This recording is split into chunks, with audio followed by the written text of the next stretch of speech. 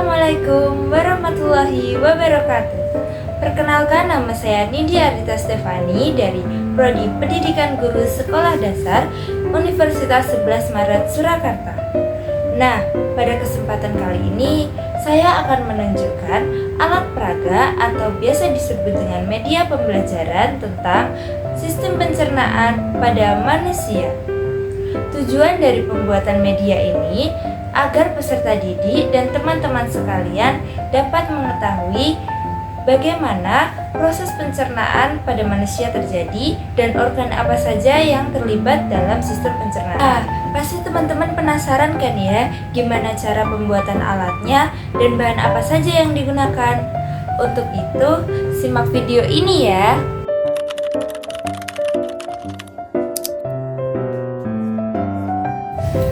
Berikut adalah alat dan bahan yang digunakan untuk membuat alat peraga sistem pencernaan manusia. Yang pertama, kaleng bekas atau toples bekas. Yang kedua, printout gambar sistem pencernaan manusia. Yang ketiga, plastik bening yang sudah tertempel gambar petunjuk. Gambar petunjuk terdiri dari 3 gambar. Yang pertama adalah gambar makanan, yang kedua gambar makanan yang sudah halus, dan yang ketiga adalah feses. Yang keempat adalah printout kartu organ pencernaan manusia beserta materinya. Kemudian ada gunting, dan yang terakhir adalah double tip.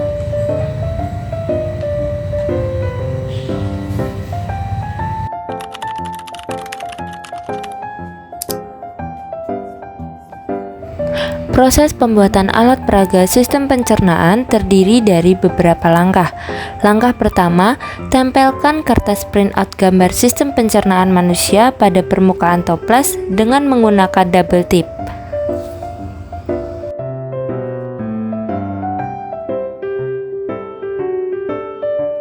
Tempelkan gambar printout sistem pencernaan manusia pada permukaan toples dengan rapi ya.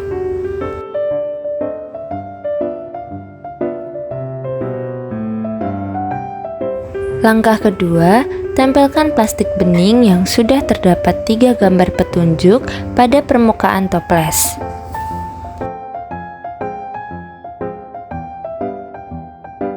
Usahakan saat menempelkan plastik jangan terlalu kencang ya, agar dapat diputar dan digerakkan.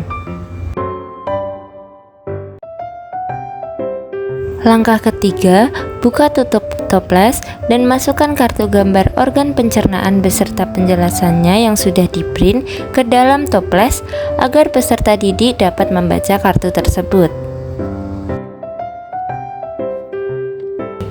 Dan ini adalah alat peraga tersebut.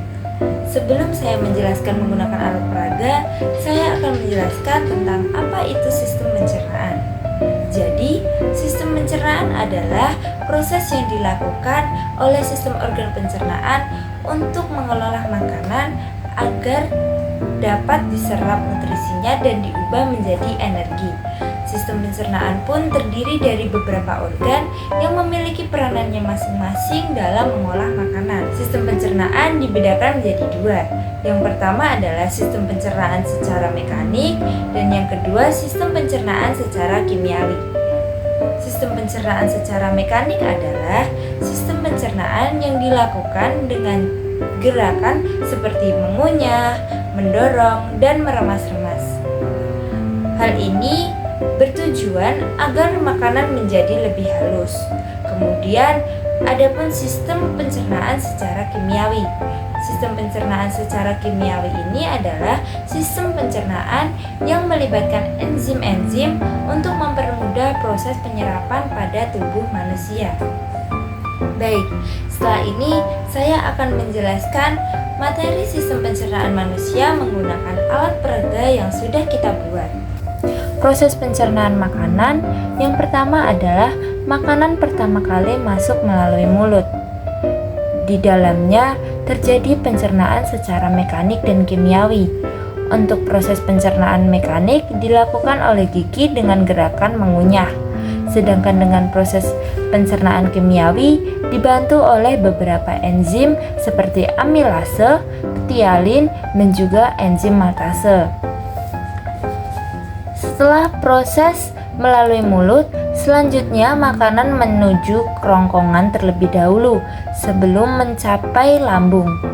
Di kerongkongan terdapat gerakan peristaltik seperti meremas-remas guna mendorong makanan menuju lambung.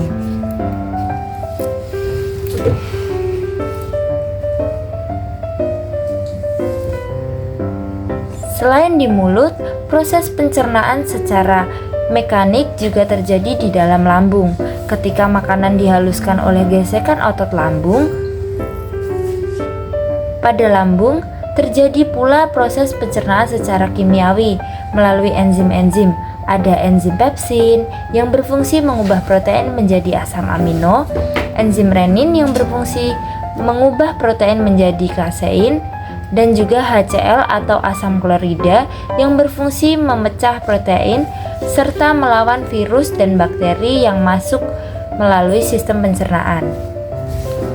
Dari lambung, makanan yang sudah diproses di lambung berjalan menuju usus halus. Usus halus terdiri dari 3 bagian, yaitu ada dedunum, usus 12 jari, kemudian jejunum, usus kosong, dan ileum, usus penyerapan. Di usus halus, makanan kembali diproses secara kimiawi, dibantu oleh enzim-enzim dari pankreas, empedu, dan hati seperti tripsin, amilase, maltase, sukrase, laktase, dan lipase. Setelah nutrisi diserap di usus halus, sisa-sisa makanan mengalami pembusukan di usus besar. Selain pembusukan, di dalam usus besar juga air diserap, sehingga sisa-sisa makanan siap diubah menjadi feses atau kotoran.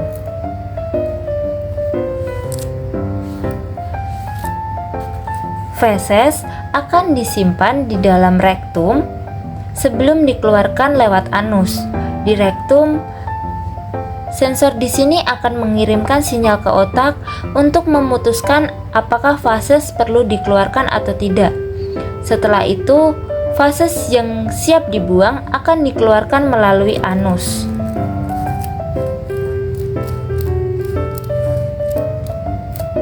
Otot anus berfungsi untuk menahan dan menjaga feses agar tidak keluar dari rektum sebelum saatnya. Setelah melalui penjelasan dengan menggeser plastik, kemudian peserta didik juga dapat mengetahui materi apa saja yang sudah guru jelaskan melalui membuka toples dan melihat kartu yang sudah disediakan. Kartu ini berisikan tentang gambar-gambar organ yang terlibat dalam proses pencernaan, dan di belakangnya sudah terdapat keterangan penjelasannya seperti ini. Contohnya lambung, di belakangnya sudah ada keterangan lambung adalah kantung yang terletak di rongga perut sebelah kiri, seperti itu. Jadi dengan penggunaan media ini diharapkan agar peserta didik jauh lebih paham mengenai materi tentang pencernaan, sistem pencernaan pada manusia. Nah, dari penjelasan tadi tentunya teman-teman sudah paham ya organ apa saja yang berfungsi.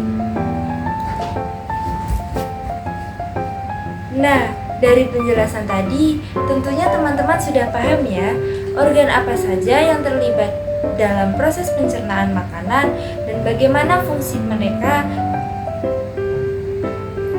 Nah, setelah penjelasan tadi, tentunya teman-teman sudah paham ya apa itu sistem pencernaan, organ apa saja yang terlibat, dan bagaimana peranan dari organ tersebut. Dari saya cukup sekian. Kurang lebihnya mohon maaf.